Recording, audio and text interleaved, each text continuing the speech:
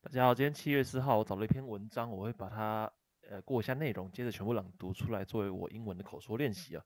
那今天这个是从 Air Gradient 这一个初创公司他们发的一篇部落格文章。这个 Air Gradient 算是在 focus 在整个空气品质监测的一个初创企业吧，哈。好，因为我之前也看了一下，它里面在卖的东西，基本上都是一些 open hardware。有 open software 嘛，那就 open hardware，那 open hard 它就卖一些开放的硬体，那里面的一些 sensor 等等的哦。那应该还有背后的一些生态系吧，不过我没有去细看。好，不过这篇文章刚好跟这个硬体比较有关系哦。那叫做 The Hidden Cost of Air Quality Monitoring，就是说我们在用这个，很多人想要知道我们家空气品质多好，然后可能就会买很多这种监测的器具啊。那他们这种跟大厂买的东西，会有什么的一些潜在的费用需要去支付嘞？那比如说他这边前提到的一个例子就是，他们原本的这个有一家大厂哦，他们原本有提供一个 API 可以去捞资料，因为资料放在他们伺服器上面嘛，所以用 API 去捞是合理的嘛。那他是说现在呢，大家要付钱才能去他家的公司拿属于你的资料咯。好，听起来是一件非常奇怪的事情，原本是你的东西，原本是你的东西，但是却因为放在他家，你就变得要付钱才能赎回它。好，那这是第一个问题嘛，算是第零个问题吧。那第一个问题的话是说，他们这些监测器材呢，或者一些耗材，那些耗材呢，2、3年需要换一次。那里面这些耗材主要包含了 PM2.5的监测器，然后不然就是一些有机气体的 sensor，或者是二氧化碳等等的。那这些 sensor 呢，大概是说2到3年。对，我之前去看的厂商的资料也是写说2到3年，在这边是讲 PM2.5的 sensor 的部分。但是有一些空气品质监测器的大厂，它却把这些东西2到15块钱的美金的这些 sensor 呢，在外面再套个壳，然后再加一些奇奇怪怪的保护机制，让你没有办法去买，直接去买原材料来换，你只能去你只能去跟他买很贵的那个模组回来。然后还有一个是 ecosystem login，就是说你的生态系就被绑在他那边。比如说像这个，你用他家的产品，就只能用他家的 API，或者是说你只能要让这个东西让你的那个监测器跟你的空气清净机联动之类的，那你就只能再买他家的空气清净机，就是整个全部绑定，只能买他家的东西，就是不是那种跨平台标准这样子哈。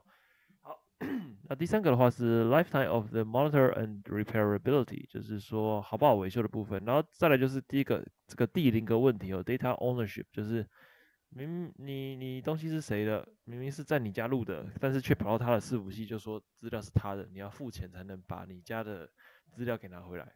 好，最后就是 leading by example，就是说这个 Open Gradient 呢，它是一个他们自己出钱建立的初创企业哈，所以不会有那些天使投资人或者那些ABC 轮、种子轮的那些投资者，他们会跟你说你要目标最大化，要多撒钱啊，先提升市占率，最后再慢慢收割，他们就不会这样子了，他们就是一个用信念然后来支撑他们的营运，他们的主要信念就是这个 Open Hardware Air Quality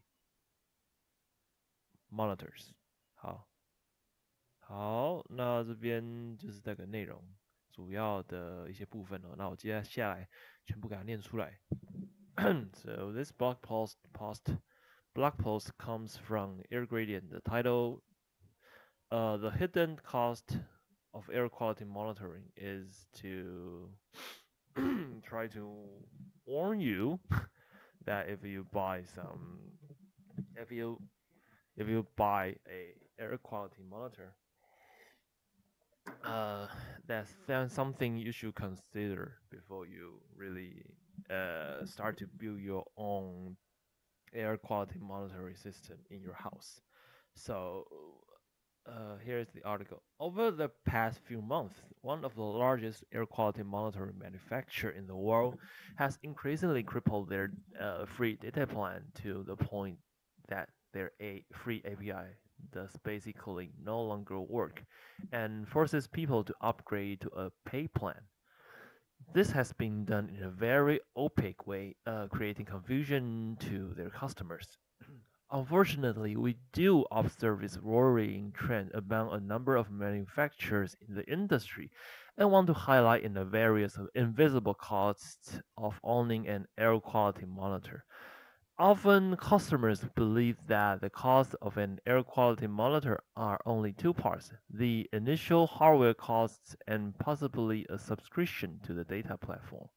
However, there are a number of ways that some monitor manufacturers deploy to increase your costs of ownership considerably, which I will highlight in the following. First, proprietary sensor modules.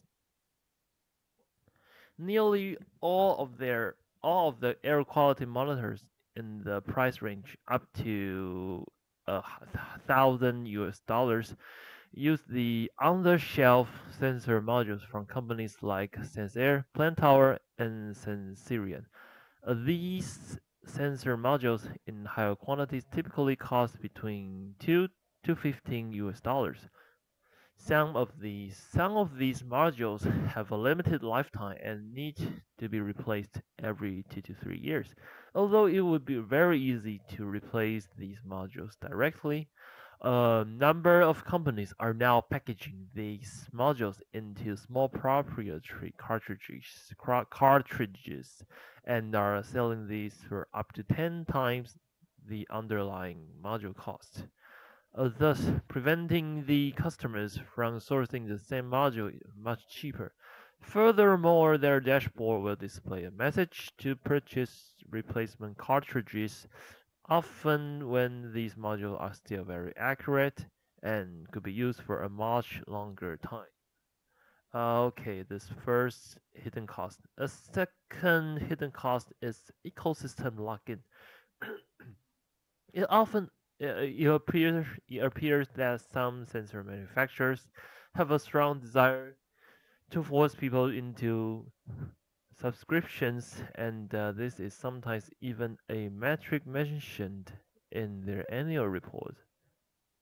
The problem is that this will lead directly to a lock-in into the manufacturer's ecosystem, and these companies have no intention to allow the monitor to directly send data to another server. So, for example, Home Assistant through MQTT.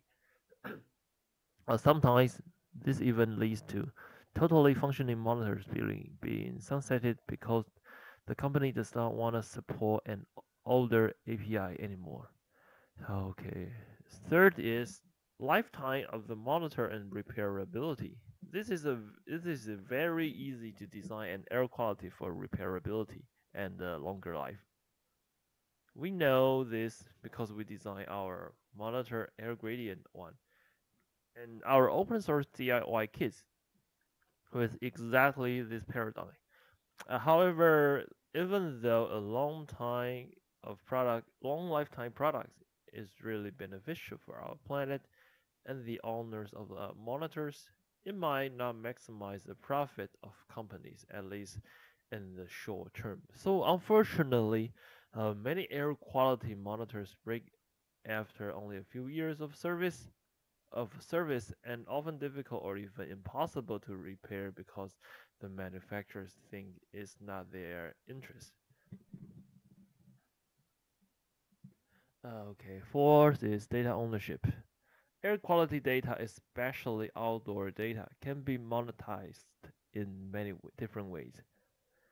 Some companies sell air quality data to governments or make them available as paid API, for example, for weather apps.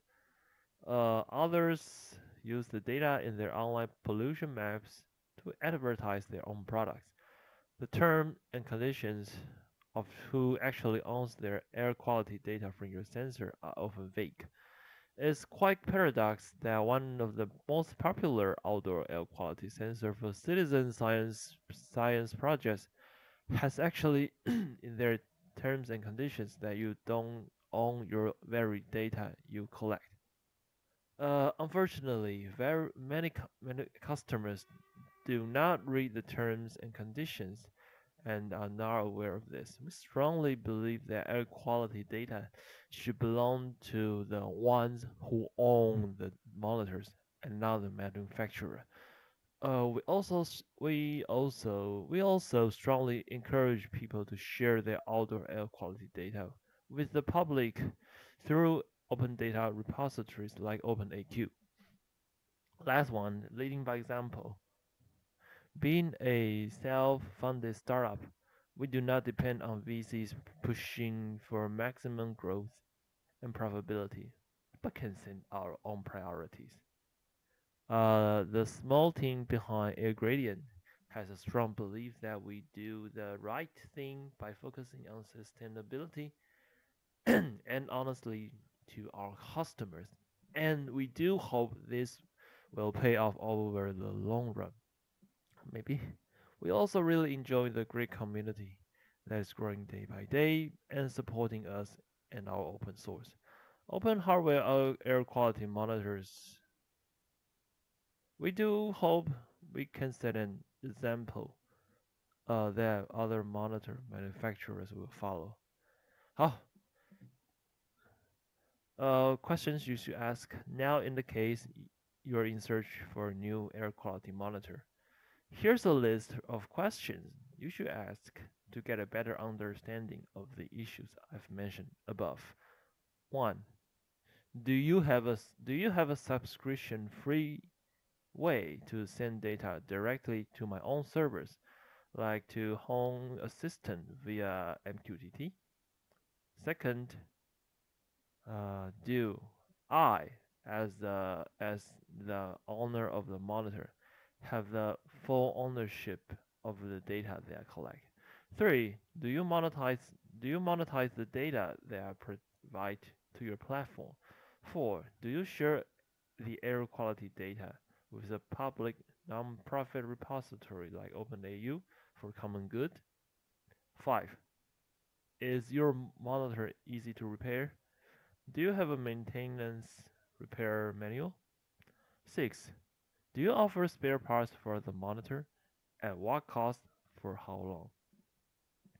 好，那我还蛮长的哈。那提到了很多一般人在购物之余没有想到的一些后续的一些持续的开销哈。那这篇文章我可能之后也会在这边买一些东西来试试看吧，感觉应该是蛮好去更换零件的吧。我也是比较喜欢可以自己更换零件的这种硬体哈。好，那我们就到这边吧，我们下次再见，拜拜。